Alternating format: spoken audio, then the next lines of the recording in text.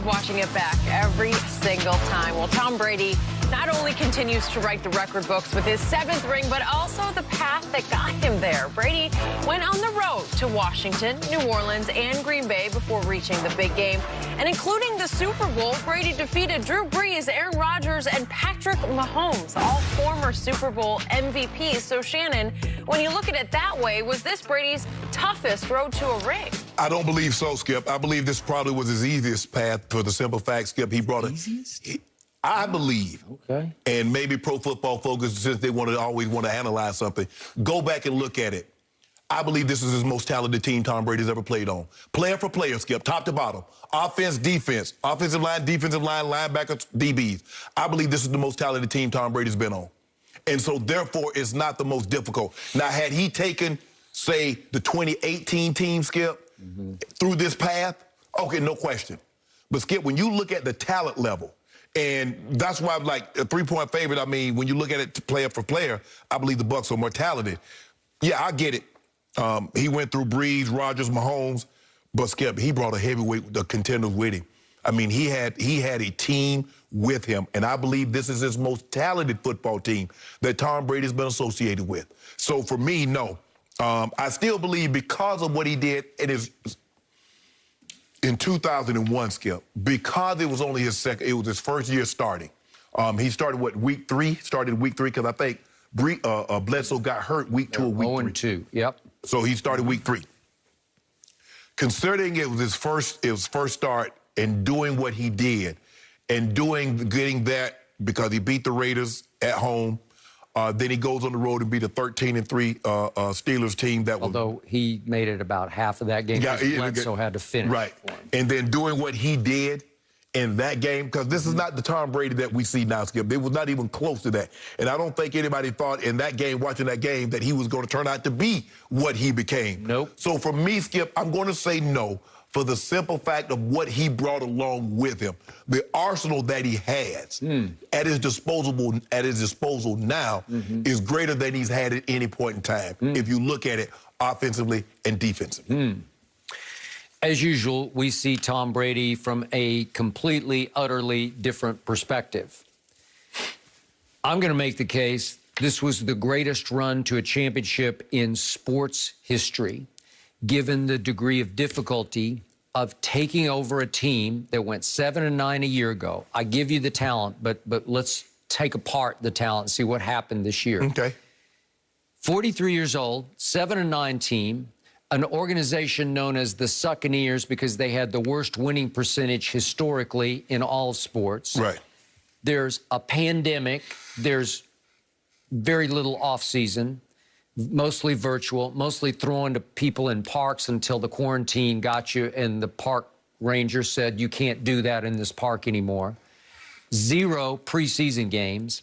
A schedule that threw you into the fire against your arch rival, a team that became your nemesis in New Orleans, in game 1 at New Orleans. That was unfair and a predictable outcome.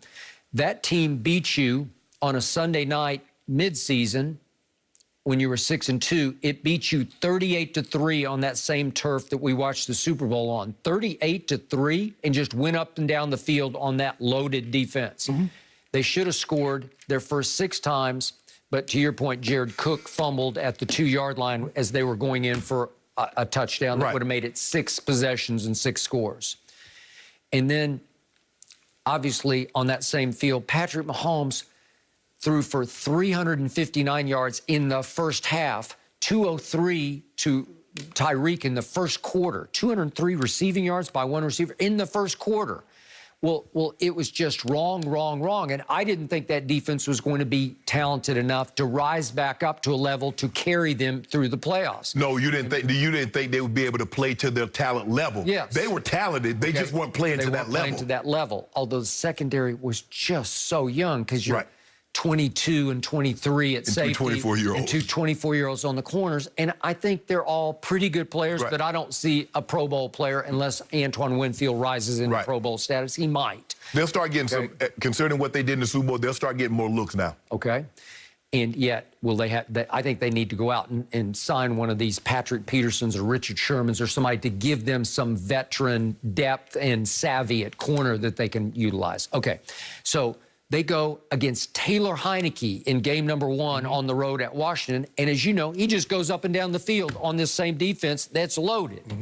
And it scared me because Brady had a huge game against the then number 2 ranked on just yards allowed, number 2 ranked Washington defense that you said had one, at least a top 5 pass rush that you thought would cause him some problems, and it did not. His offensive line had gelled and risen up to a level that it could compete and at least have a standoff against that pass rush and give him enough time to torch their secondary, which was torchable. Okay, so that's the number 2 defense. Then they go to New Orleans against the team that had beaten them 38-3, and this is Drew Brees. It could be a swan song, but he has had Tom Brady's number, obviously, in many games. For the most part, he had won most of their matchups. And you do a number on them, and that was the defense. That was the first game the defense rose and shone, and you said, aha, that could work. And they forced 4 turnovers from Drew Brees, and yet that's the number 4 defense that Tom Brady is having to score against, and he scored. He closed the deal. He cashed. I mean, but think about where he was getting the ball at. Okay, but he cashed. Yes. He cashed when he had to cash. And then at Aaron Rodgers, at Lambeau, frozen tundra, that's the number 9 ranked defense. So that's 2 top 5 defenses and a top 10 defense that you have to face on the road against Aaron Rodgers, who talked the whole week about how he's in the biggest comfort zone he's ever been in. He feels healthier than he's ever felt, and he got his dream come true. Finally, a home field NFC championship game, and you know the rest of the story. Brady was magnificent in the first half, struggled a little bit in the third quarter because they lost both their safeties, and I thought Aaron Rodgers would just have his way. How did that, let me ask you a question, Skip. How does losing his safety affect Brady's play? Okay, because he knows he's going to have to win a shootout in the second half because he thought Aaron Rodgers would be able to throw a big old party on his defense. He wouldn't. You lost Antoine Winfield, and then you lost Whitehead early in the third. So for the whole second half, you're playing without your 2 starting safeties against Aaron Rodgers at Lambeau. Yeah. Should have been his game, and you know what happened. Aaron had a bad fourth quarter, and they lived to tell. Skip, you keep saying the Buccaneers are the worst team, but Skip, what were the Patriots before Brady? They were terrible franchise. Well, but they had been to the to 2 Super Bowls before. Tampa Bay had won a Super Bowl. Tampa Bay had gone to NFC Championship game. Yes, okay. Look at what was Golden State Warriors before Steph. We're not talking about the 1960s when they had Wilt, and when they go back to the 70s and they won with Al Ladders and Rick Barry. Okay. So they were terrible. There was a 20-plus year stretch where they were terrible, but they got a level of talent. See, you can't just keep saying, well, they had a history. Look at the Golden State Warriors are not the same Warriors because they got Steph, Clay, and Draymond, even though Clay is hurt. Once you get a level of talent, you looking at them and the totality says, well, they've been historically bad. Look at the level of talent. We're going to be interested to see how many Buccaneers, I don't know, maybe they do it during the season, but how many Buccaneers make the top 100? Okay. That's going to be very interesting to see. Top 100 NFL players. Off this team? Yes. Going into next year? Yes. Okay. Well, guess how many Pro Bowlers they had? They had 1 as a backup. They had JPP as a backup. Nobody made it. Brady didn't make it. Neither the wideouts who were Pro Bowlers. Well, I'm disappointed that Devin White didn't make it. I thought Devin White was Devin White was a lock, but he's gonna probably be a lock moving forward. Okay, so they win against Aaron Rodgers because they had beaten him down so badly in the regular season. I think it gave them enough faith they could go in there and compete with him, and they did. Right.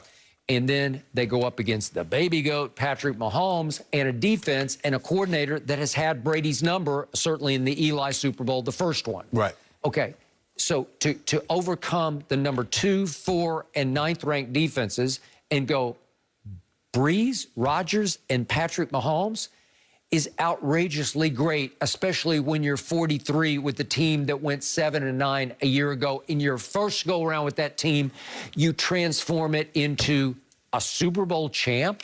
But it's impossibly great. I give you a prime example. It's like Trent. Trent got to the Ravens. They were 8-8. They had the defense was intact.